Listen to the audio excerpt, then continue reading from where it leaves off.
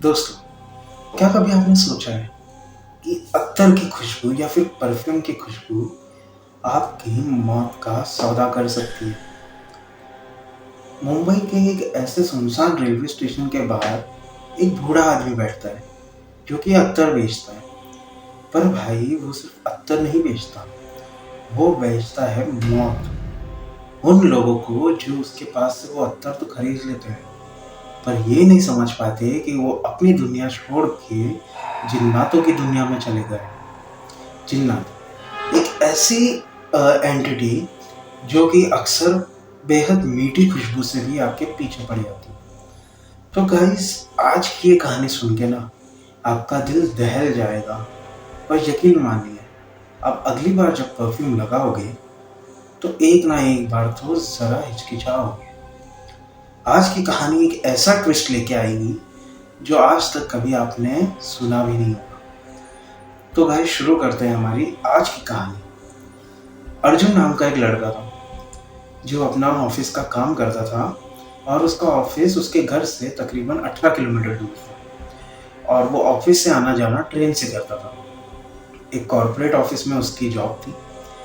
अब भाई, एक शाम क्या होता है ना कि अर्जुन जो है वो वापस आ रहा था, और वो स्टेशन से उसका घर तकरीबन 1 किलोमीटर दूर था।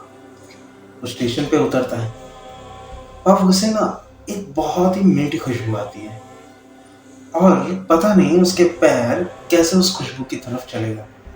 वो जब देखता है, वो खुशबू एक बूढ़े आदमी के पास से आ रही थी। बूढ़ा आदमी अपने आजू बाजू बहुत सारी अत्तर की शीशी लेके बैठा था। उसने देखा तो उसने पूछा कि बाबा, ये इतनी मीठी खुशबू किसकी है? वो बूढ़े आदमी ने एक हल्की सी मुस्कान दी और कहता है कि भाई, ये रूहानियत है, एक ऐसा इत्र जो तुम्हारी पूरी जिंदगी बदल देगा। अर्जुन बड़ा खुश हुआ। अर्जुन को वो खुशबू भी बहुत पसंद आई। बूढ़े आदमी ने कहा था कि इसे तब लगाना जब तुम्हारे आसपास कोई ना हो। अर्जुन ने थोड़ा सोचा और फिर वो शीशी खरीद ली। पर भाई, उसे क्या पता था कि उसने सिर्फ पत्थर नहीं खरीदा, उसने अपने मौत का सामान खरीद लिया। अर्जुन घर पे आता है और उसने अपने कलाई पे थोड़ा सा अत्तर लगाया, उसे सूंघा, और उसे वही खुशबू मनमोहित कर गई भाई। पर भाई, इधर इसका मनमोहन होना बिल्कुल अच्छा नहीं था। ये वो खुशबू लगा के सूंघता है, अपने कपड़ों पे हल्के से अपनी कलाई घुमाता है और सोने चले जाता है। रात के तकरीबन 2 बजे अर्जुन की मम्मी को उसके किचन से आवाज आती है, आवाज जैसे कोई कुछ खा रहा। जब वो किचन में जाती है, लाइट्स ऑन करती है, तो देखती है कि अर्जुन वहाँ पे खड़ा है, और अर्जुन खाना डायरेक्ट कढ़ाई में से खा रहा है। वो कोई प्लेट में या किसी में नहीं निकाल रहा है। उसकी मम्मी को लगा होगा कि रात को अचानक ज़्यादा भूख लग गई होगी, तो उसके बेटे ने डायरेक्ट कढ़ाई से ही खाना शुरू कर दिया। उसकी मम्मी कहती है अर्जुन से कि बेटा, तू रुक जा, तू बैठ जा डाइनिंग टेबल पे, मैं तेरे लिए खाना निकाल के आती हूँ। अर्जुन नहीं सुनता है। अर्जुन की मम्मी सोचती है कि छोड़ो, इसे खाने दो, मैं कल सुबह इससे बात करूँगी। उसकी मम्मी चले जाती है। अब अगली सुबह जब अर्जुन उठता है और रेडी होता है, वो पूरा नहाता है एंड अपने ऑफिस के लिए रेडी हो जाता है, तब उसे अपने टेबल पर वही शीशी दिखती है जो वो रात में लाया था। उसने वो शीशी खोली और थोड़ा सा अत्तर अपने पूरे शरीर पे लगा दिया। अब भाई, जब वो आईने के सामने जाता है बाल बनाने, तो वो देखता है कि एक परछाई, एक ऐसी काली परछाई जिसकी आंखें एकदम लाल है, और भाई वो उसका ऐसे गला पकड़ रही हो जैसे। अर्जुन अपनी आंखें मसलता है और थोड़ा डर जाता है, हिचकिचाता है, और वो देखता है कि वो परछाई गायब हो चुकी है। अर्जुन अपने रूम से बाहर निकलता है तो उसकी मम्मी बोलती है कि बेटा, तुझे रात में बहुत ज़्यादा भूख लग गई थी तो मेरे को बताना चाहिए था, मैं तुझे खाना बाहर निकाल के दे देती, पर तू तो ऐसे ही कढ़ाई में खाने लग गया। मैंने तेरे को जब आवाज़ भी दी तो तू कुछ बोला नहीं। अर्जुन सोचता है कि मैं रात में कब उठा था, और मैं रात में खाना खा रहा हूँ, जबकि मैंने खाना तो पहले ही खा लिया था। अर्जुन ये सब सोचता है और वो घर से निकल जाता है। अब वो जब घर से निकलता है ना भाई, तो उसे ऐसा लगता है कि कोई काला साया उसकी परछाई में छुपा हुआ है, क्योंकि जब वो धूप में खड़ा था तो वो देखता है कि उसकी परछाई में तो आँख सी बनी हुई है। अब वो आँख उसको ही घूरे जा रही है। अब अर्जुन ऑफिस पहुंचता है। ऑफिस में भी उसका काम ज़्यादा लग नहीं रहा था। उसके बॉस ने कहा कि आज तुम्हारा प्रेजेंटेशन है और तुमने अपनी पीपीटी तैयार ही नहीं की। बॉस बहुत ज़्यादा भड़क जाता है अर्जुन पे।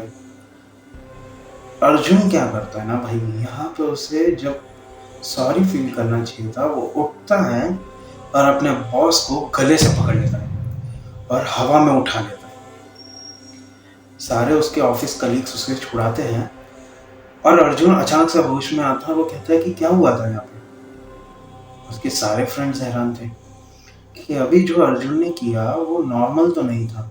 एक हाथ में ऐसे इंसान को उठा लेना, उसके बॉस का वजन कम से कम 80 to 90 kg था भाई। अर्जुन ने उसे एक हाथ में उठा लिया था, जो कि नॉर्मली पॉसिबल नहीं होता है जल्दी। उसके फ्रेंड्स ने कहा कि अर्जुन तू एक काम कर, तू हाफ डे ले और तू घर पे चले जा। अर्जुन कहता है नहीं यार, मैं तो ठीक हूँ, कुछ हुआ ही नहीं है मुझे। अर्जुन का बॉस भी तो यहाँ पे कुछ समझ गया था कि अर्जुन नॉर्मल बिहेव तो नहीं कर रहा। अर्जुन का बॉस कहता है कि देखो अर्जुन, शायद तुम्हारी तबीयत ठीक नहीं है, मैं तुमको 2 दिन की छुट्टी देता हूँ, पेड लीव देता हूँ, तुम जाओ अपना इलाज कराओ और फिर आराम से 2 दिन बाद आना। अर्जुन सोचता है कि ऐसा क्या हो रहा है जो सब लोग मुझे घर पे भेजने पर तुले हुए हैं। अब भाई वो ऑफिस से निकलता है, ट्रेन पकड़ता है, स्टेशन पे आता है, पर आज वो बाबा नहीं था वहाँ पे। अर्जुन इतना ध्यान नहीं देता है, वो घर पे आ जाता है। अब जब वो घर पे आ रहा था तो उसे कम से कम 6 बज गए थे शाम के। अब 6 बजे उसकी मम्मी रोज पूजा करती है। उसकी मम्मी जैसे ही पूजा की थाली सजा रही थी, दिए और उसमें फूल जमा कर रही थी थाली में, तो अर्जुन आता है और वो थाली पे एक हाथ मार के थाली पलट देता है और एक ऐसी आवाज में बोलता है जो आज तक कभी उसकी मम्मी ने सुनी नहीं थी। वो एक ऐसी भाषा बोल रहा था भाई जो कि नॉर्मली उसके घर वालों ने या कभी अर्जुन ने तक नहीं सुनी होगी। मैं उसका ट्रांसलेशन कर देता हूँ आपके लिए। अर्जुन कहता है कि यहाँ पे कोई पूजा नहीं होगी, यहाँ पे सिर्फ मेरा राज होगा। मैं हूँ यहाँ का भगवान और मैं ही हूँ यहाँ का एक मालिक। जो भी होगा सब मेरे लिए होगा। मेरे लिए मांस मदिरा लेके आओ, मुझे अभी चिकन चाहिए, मुझे दारू पीनी है। और इतना बोल के अर्जुन वहाँ पे ही लुढ़क जाता है, बेहोश हो जाता है। अर्जुन की माँ का सीना जैसे फट रहा हो भाई। वो अपने बेटे को इस हालत में नहीं देख सकती थी। वो तुरंत अपने हस्बैंड को कॉल करती है, अर्जुन के पापा को, और कहती है कि आप जहाँ भी हो जल्दी आओ, ये देखो अर्जुन को क्या हो रहा है। जब उसके पापा आते हैं तो वो साथ में एक डॉक्टर को भी लेके आते हैं।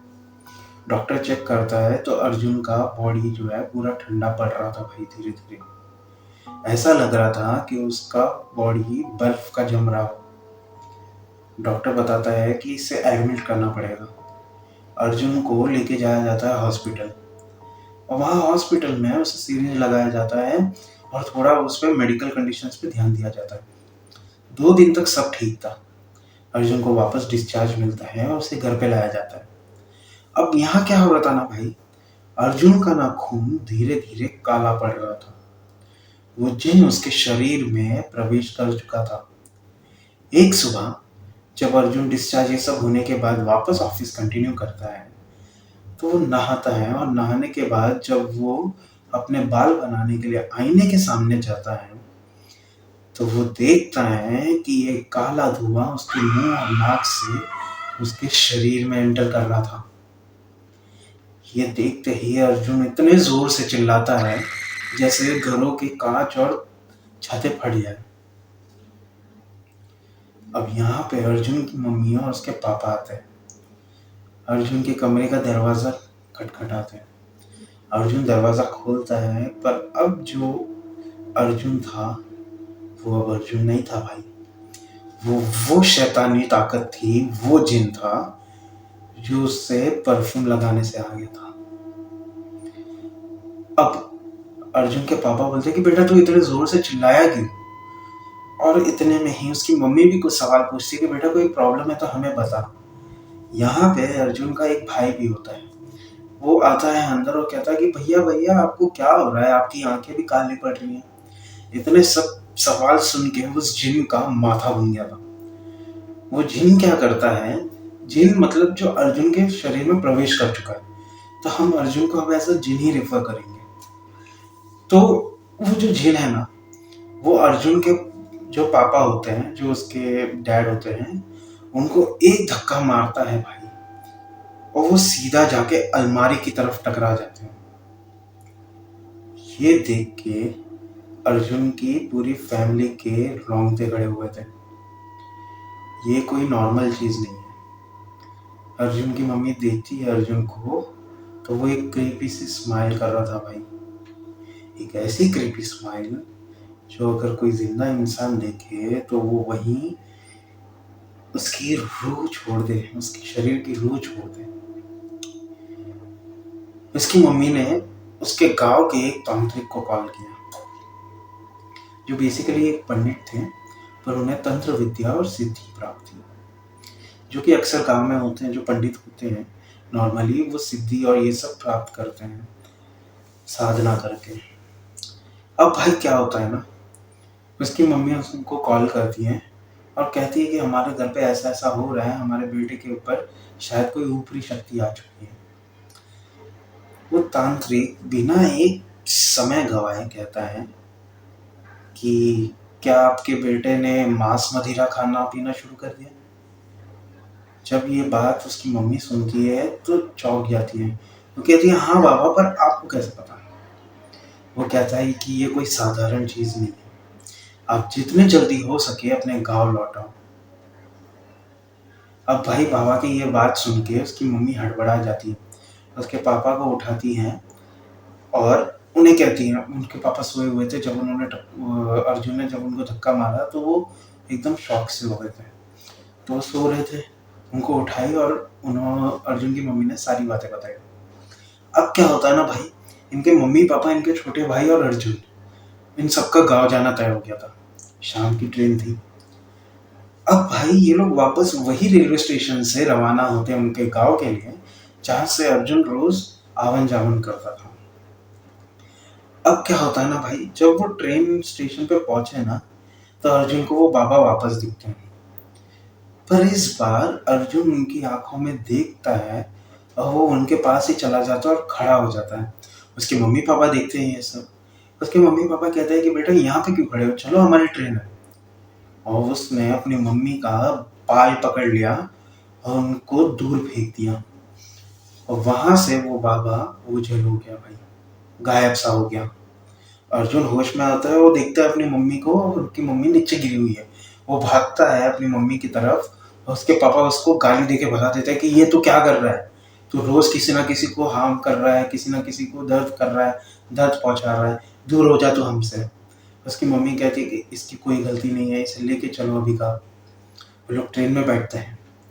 ट्रेन में पर उस रात कुछ बहुत ही अजीब हुआ।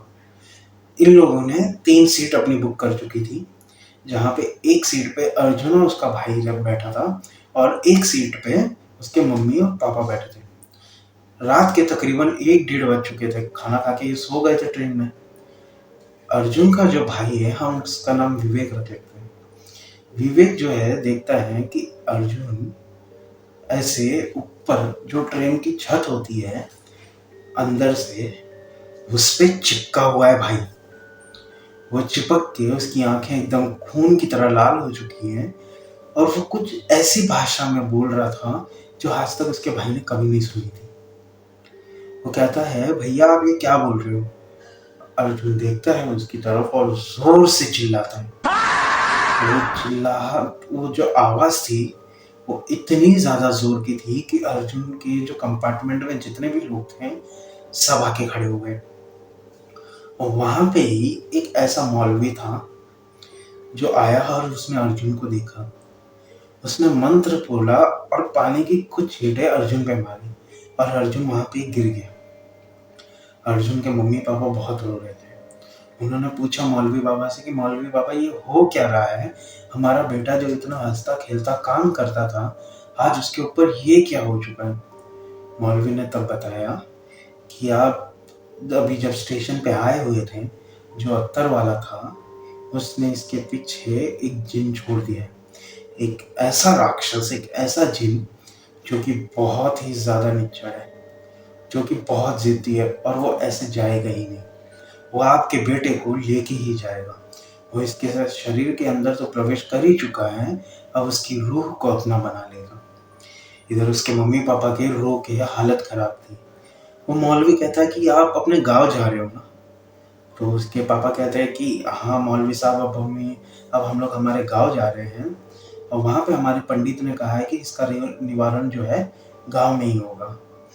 मौलवी कहता है कि ठीक है, आप जाओ गाँव और ध्यान रखना कि वहाँ पे उस मौलवी ने ना एक तावीज़ दिया था और ये कहा था कि ध्यान रखना कि ये तावीज़ जब तक आप पंडित के पास ना पहुँच जाओ तो ये निकले ना।